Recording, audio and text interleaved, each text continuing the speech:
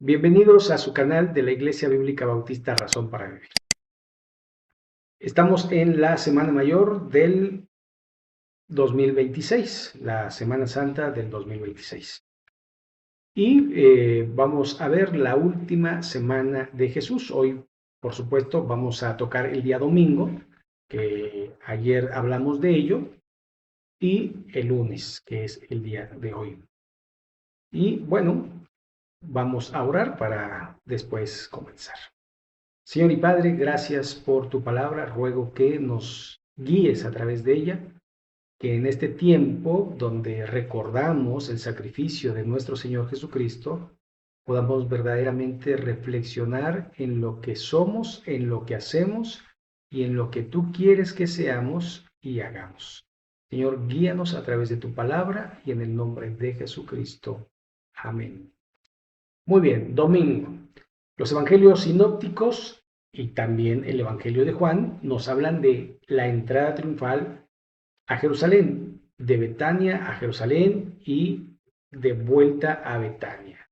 ¿Okay? Entonces, prácticamente eso es lo que acontece en el día domingo.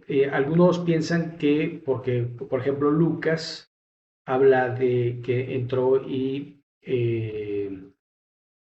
pues purificó el templo, pero de alguna forma los evangelios sinópticos nos dan un poco más de luz de que fue el día lunes. ¿Qué pasó el día lunes? Nuevamente de Betania a Jerusalén. Esto está registrado tanto en Mateo como en Marcos. Mateo 21, 18 al 19 y Marcos 11, del 12 al 14. Entonces, aquí nos dice en Mateo que por la mañana, es decir, al día siguiente, venía de la entrada triunfal al día siguiente, por la mañana, volviendo a la ciudad, tuvo hambre y viendo una higuera cerca del camino, vino a ella y no halló nada en ella, sino hojas solamente, y le dijo, nunca jamás nazca de ti fruto, y luego se secó la higuera. Aquí sabemos que es una referencia a Israel. Israel es la higuera estéril que no dio fruto, que no reconoció a el Mesías. Y bueno, es curioso, ¿no? Porque yo en casa tengo una higuera y realmente me pongo a pensar, cada vez que la veo, sobre todo cuando tiene fruto y estoy viendo cómo van madurando, o cuántos higos va a dar, y me pongo a pensar, ¿qué pasó en aquel momento? ¿Por qué no había higos? Se dice que no era tiempo de higos, ¿verdad? Estamos en esta zona, en esta época del año, porque Israel y nosotros somos hemisferio norte, por lo tanto, más o menos son las mismas estaciones. Y sin embargo, los higos no están maduros en esta época, pero ya hay higos en la higuera y era estéril, lo cual indica que no tenía absolutamente ni siquiera flor. Y recuerde que el árbol que no da frutos será cortado y echado al fuego y prácticamente era inservible. Y aquí vemos una ilustración acerca de Israel y de lo que es pues la iglesia, ¿verdad? Ok, entonces seguimos. Segunda purificación del templo en Jerusalén. Se piensa que al principio de su ministerio lo hizo y también al final de su ministerio. Aquí en Mateo 12, 12 al 13 nos habla de esto y vemos que en Marcos también se habla de la purificación del templo. Lucas también habla de la purificación del templo y Juan también. Es decir, los evangelios sinópticos y el evangelio de Juan hablan de la purificación del templo. Y aquí nos dice el verso 12, y entró Jesús en el templo de Dios y echó fuera a todos los que vendían y compraban en el templo y volcó las mesas, cambistas, etcétera, etcétera. Pero viene precisamente después de lo que es la la, la, este, la maldición de la higuera estéril. Al día siguiente vemos que es la entrada triunfal. Después aquí Marcos nos dice al día siguiente y después de esto, que en el día lunes vemos la purificación del templo. Así que seguimos. ¿Qué más hizo? Unos griegos buscan a Jesús y anuncian su muerte en Jerusalén. Esto es en Jerusalén. Esto solo lo marca el Evangelio de Juan, Juan 12, 20 al 36. Y el apóstol Pablo dice que la salvación dice primeramente al judío y después al griego. Los griegos fueron los, después de los judíos, que los segundos en convertirse, ¿verdad?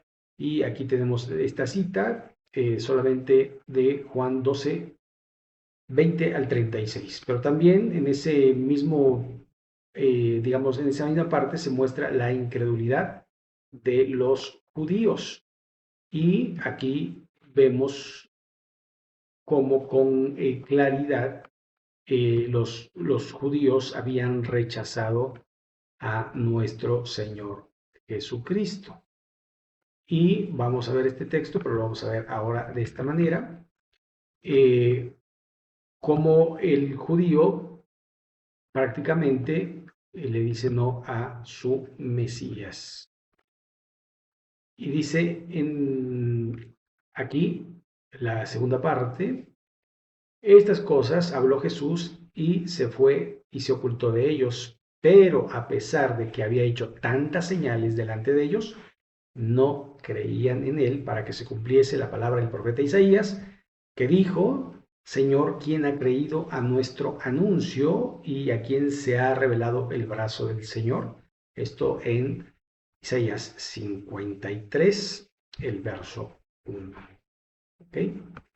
Continuamos entonces y el mismo lunes vamos a ver que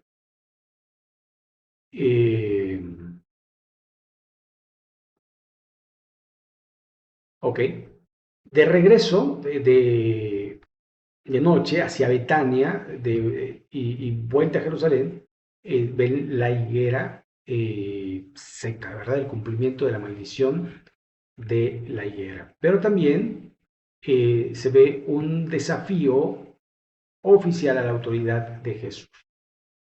Y una de las preguntas que hicieron los principales sacerdotes, escribas y ancianos de Jerusalén en el templo, ¿verdad? Que son prácticamente tres, donde querían, pues, más que preguntarle por qué creían en él, era retarle para que se equivocara y pudieran apresarlo, ¿verdad? Entonces, cuando vino al templo, los principales sacerdotes y los ancianos del pueblo se acercaron a él mientras enseñaba y le dijeron, ¿con qué autoridad haces estas cosas? ¿Y quién te dio esta autoridad? Recuerden, aquí el Señor Jesucristo dice, yo también os haré una pregunta. ¿Con qué autoridad tenía Juan el Bautista? Entonces, ¿era del cielo o de los hombres? Ellos no quisieron responder, Jesús tampoco les respondió porque realmente la gente consideraba a Juan como un profeta de Dios y también ellos no le creyeron. Entonces, sigue el fiel desempeño de la responsabilidad enseñando por medio de tres parábolas y vamos a ver cómo se dan estas parábolas. Parábola de los dos hijos, ¿verdad? Entonces, eh, tratando de aludir a los fariseos y a los saduceos, los labradores malvados que mataron al hijo y se quisieron quedar con la viña, ¿verdad? Y después la parábola de la fiesta de las bodas, la parábola donde los invitados no quieren ir, entonces, ¿verdad? El Señor manda a llamar a cualquiera para que entre a las bodas, ¿verdad? No importando su condición social ni su estado físico. Él quería que hubiera gente en la fiesta y así lo hizo. Entonces, me está fallando esto. Sigue entonces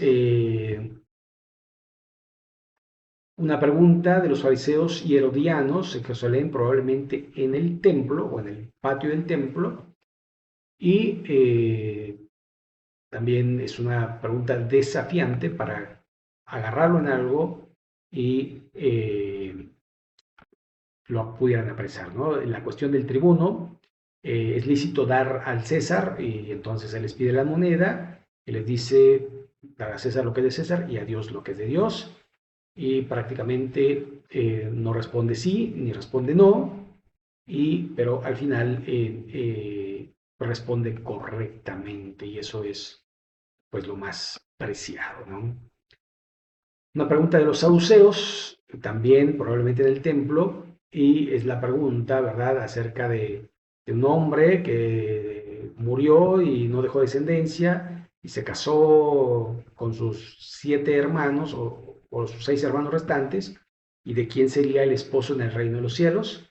Y entonces el Señor les dice eh, que erraban porque ignoraban las escrituras y el poder de Dios, porque en la resurrección ni se casarán ni se darán en casamiento, sino que serán como los ángeles del cielo. Aquí, para los musulmanes que les ofrecen 40 vírgenes por inmolarse por Alá, pues Jesús dice que en el cielo seremos como los ángeles, es decir, no va a haber la sexualidad.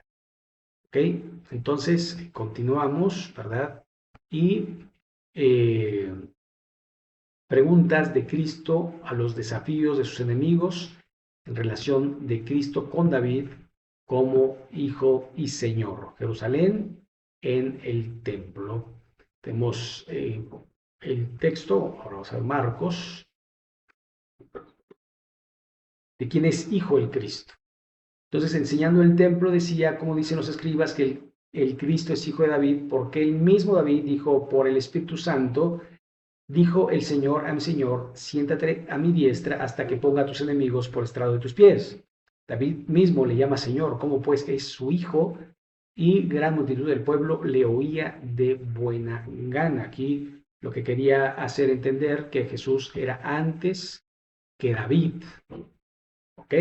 Entonces, el lamento sobre, bueno, perdón, hay 7 ayes contra los escribas y los fariseos. Aquí hay una acusación constante por la hipocresía, tanto de unos como de otros, y aquí les habla fuertísimo a los líderes religiosos como sepulcros blanqueados, como serpientes, como hipócritas, como lo peor, ¿verdad? Que evitaban que la gente fuera al cielo, pero ni ellos mismos entrarían en el cielo. Lamento sobre Jerusalén, en Jerusalén, y esto solo lo dice Mateo, y es este lamento, Jerusalén, Jerusalén, que matas a los profetas y apedreas a los que te son enviados. ¿Cuántas veces quise juntar a tus hijos como la gallina junta sus polluelos debajo de sus alas y no quisiste? Y aquí vuestra casa os es dejada desierta, porque os digo que desde ahora no me veréis hasta que digáis, bendito el que viene en el nombre del Señor, y esto será en su segunda venida y cuando haya una gran tribulación, la cual nunca ha habido sobre la tierra. Entonces, Israel la va a pasar mal. La ofrenda de una viuda pobre que dio todo lo que tenía en Jerusalén, en el templo, y ahí estaba el Señor Jesucristo viendo a esta mujer que daba 2 blancas, las monedas más bajas de denominación, pero el Señor dice dio todo, porque todos dieron de lo que les sobraba, mas ella dio todo su sustento. Y se veía el corazón de esta viuda. Muy bien, y entonces hasta aquí será pues esto porque mañana veremos el día martes. Así que Esto es algo de lo que está haciendo el Señor Jesucristo antes de su muerte y vemos el gran trabajo, el gran testimonio, el gran temple que tenía nuestro Señor y su firmeza para morir por los pecadores. Así que vamos a orar y vamos a concluir. Señor y Padre, gracias por tu palabra. Rogamos que sea de edificación para nuestras vidas, que reflexionemos en lo mucho que ha hecho nuestro Señor por nosotros y que seamos agradecidos en vivir vidas piadosas delante de ti, para la gloria y la honra tuya y de tu santo y bendito nombre. Bendice a todas las personas que escuchan esto y en el nombre de Jesucristo. Amén. Muy bien, pues que Dios les bendiga y mañana, si Dios lo permite, nos vemos. Hasta la próxima.